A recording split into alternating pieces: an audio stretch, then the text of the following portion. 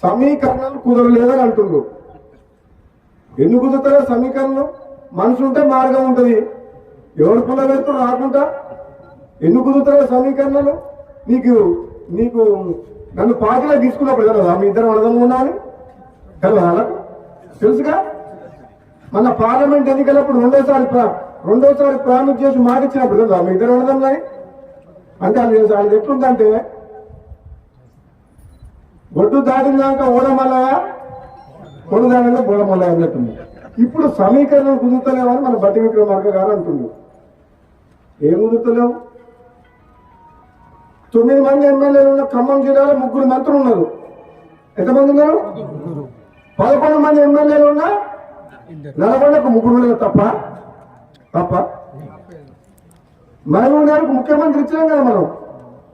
రేవంత్ రెడ్డికి ముఖ్యమంత్రి ఇచ్చినప్పుడు ఇద్దరు తప్పేంది? ఇదే నమ్మడంలో ఎవరన్నా తక్కువ ఇద్దరికిద్దరే గట్టలమే ఇద్దరం.